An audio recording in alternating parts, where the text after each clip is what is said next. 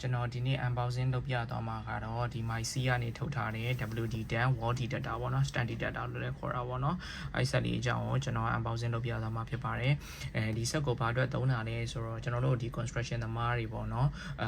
interior ပြင်တဲ့လူတွေဆိုလို့ရှိရင်လည်းဒီနေရန်ဒီမှာပေါ့နော်များသောအားဖြင့် wiring တွေကဒီ consi အနေနဲ့သွားတာများတယ်ပေါ့နော်များတဲ့ခါကျလို့ရှိရင်မတော်တဆကျွန်တော်တို့တွေဖောက်မိလိုက်တဲ့အခါထိမိခိုက်မိသွားရင်ပြင်ရပြူရတာခဲရင်းနေပေါ့နော်အဲ့ဒီအတွက်ကြောင့်မလို့ကျွန်တော်တို့က dry ဘိုင်မဖောက်ခင်ခန်းဒီဘိုင်မဖောက်ခင်မှာအရင်ဆုံးဒီ body data နဲ့ဆမ်းပြီးတော့မှဒီနေရန်နောက်မှာကျွန်တော်တို့ဘာတွေရှိလဲပေါ့နော်ခံမှန်းဖို့အတွက်ကျွန်တော်တို့သုံးတဲ့device လေးဖြစ်ပါတယ်ပေါ့နော်ဒီကောင်ကဆိုလို့ရှိရင်လည်း dust proof waterproof လေးဖြစ်တယ်ပေါ့နော်ဒီမှာဆိုရင်ဘာတွေသူdetect လုပ်လို့ရလဲဆိုရင်matter ရှိမယ် non matter ရှိမယ်နောက်ပေါ့လို့ရှိရင်ဒီ AC ပေါ့နော် wiring တွေရှိမယ်ပြီးကြလို့ရှိရင် wood ရှိမယ်ပေါ့နော် wood ဆိုလို့ရှိရင်သူက20 cm မှာပေါ်မယ်နောက်ပေါ့လို့ရှိရင် AC ဆို5 cm ထိရမယ်နောက်ပေါ့လို့ရှိရင်ဒီ non matter ဆိုလို့ရှိရင်5 cm နောက်ပေါ့လို့ရှိရင်ဒီ matter ဆိုရင်တော့8 cm ပေါ့နော်ကျွန်တော်တို့များသောအားဖြင့်နေရတော့ဒီကျွန်တော်မြန်မာနိုင်ငံမှာ160ပေါ့နော်160လောက်ဆိုလို့ရှိရင်တော့ဖတ်လို့ရတာပေါ့နော်160ဆိုလို့ရှိရင် game မြုပ်ထားတာကလည်း wiring က consi က160လုံးမှမြုပ်တာမဟုတ်အလဲလောက်မှာပဲဆိုတဲ့အခါကျတော့ကောင်းကောင်း detail လုပ်လို့ရတယ်ပေါ့နော်အဲ့ဒါလေးကိုကျွန်တော် unboxing လုပ်ကြည့်မယ်ပေါ့နော်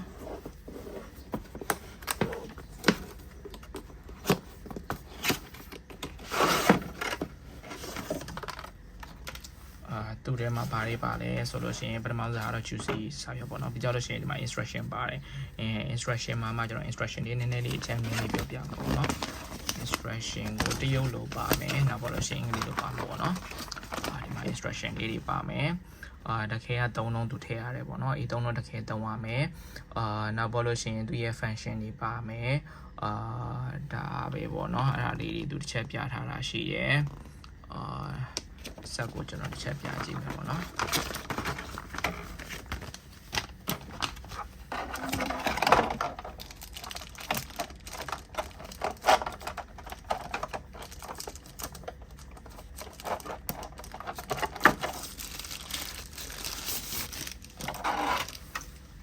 သူကအနောက်မှာဒီတက်လုပ်လို့ရအောင်ပေါ့နော်ဒီမှာ sticker လေးလည်းပါတယ်သုံးမယ်ဆိုခွာလိုက်ပေါ့နော်သူကအနောက်မှာ sensor ပါတယ်နောက်ပေါ့လို့ရှိရင်ဒီဆက်ဒီရွှေ့တဲ့အခါကျလို့ဆိုလို့ရှိရင်အဆင်ပြေချုံမဖို့ထည့်ထားတဲ့ဒီကောင်လေးပါမယ်ပေါ့နော်အဲဆိုကျွန်တော်တစ်ခဲလေးထည့်လိုက်မယ်နော်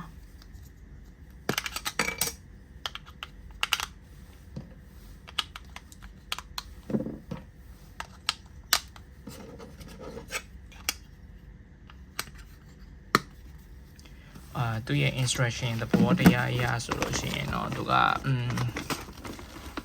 မှာပါနော်သူကဘာပြောလဲဆိုတဲ့အခါကျလို့ဆိုလို့ရှိရင်သူ့ကိုသုံးမယ်ဆိုလို့ရှိရင်ပေါ့နော်matter တွေသုံးလို့ရတယ် non matter တွေသုံးလို့ရတယ်ပေါ့နော်ဒါတော့လို့ရှိရင် wood တွေသုံးလို့ရမယ်နောက်ပေါ့လို့ရှိရင်ဒီ wall တို့ ceiling တို့ floor တို့မှာ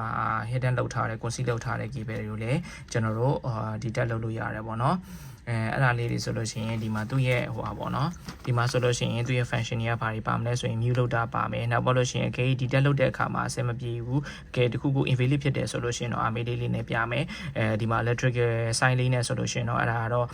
electrical ACC နေတဲ့electric current ကိုသူဘယ်လိုခေါ်မလဲ detect လုပ်မိတယ်ပေါ့နော်အဲ့ဒါဆိုရင် sound ကအတန်တစ်မျိုးနဲ့ပြမယ်ပေါ့နော်နောက်ပေါ့လို့ရှိရင်ဒီကောင်ကကြတော့ okay ကျွန်တော်တို့matter ပဲဖြစ်ဖြစ် non matter ပဲဖြစ်ဖြစ် AC ပဲဖြစ်ဖြစ်เนาะတခုခု detect လုပ်လို့နီးလာပြီဆိုလို့ရှိရင်ပြတဲ့ indicator လေးတွေပေါ့နော်ဒီဘက်မှာမှသူကနှစ်ခုပါမယ်ပေါ့နော်နှစ်ခုဆိုလို့ရှိရင်ဒီဘက် channel ကကြတော့သူက non matter ပေါ့နော်ဒီကကြတော့ matter ကိုနော်matter ကို detect လုပ်တာပေါ့နော်တခုရှိတာကဘာလဲဆိုလို့ရှိရင်တို့ဒီကျွန်တော်တို့ collar နီမှာဆို rebar တွေထည့်တယ် rebar က diameter ပေါ့နော်20 mm လောက်ဆိုလို့ရှိရင်တော့ပို့ပြီးတော့မှဟိုဖြစ်တယ်ပေါ့ prefer ပို့ဖြစ်တယ်ပေါ့နော်အဲ့ထက်ဟိုဖြစ်တယ်ဆိုလို့ရှိရင်တော့ reference လောက်ပဲယူလို့ရတယ်ဆိုတဲ့သဘောမျိုးပေါ့နော်ဒါဆိုလို့ရှိရင်ကျွန်တော်တို့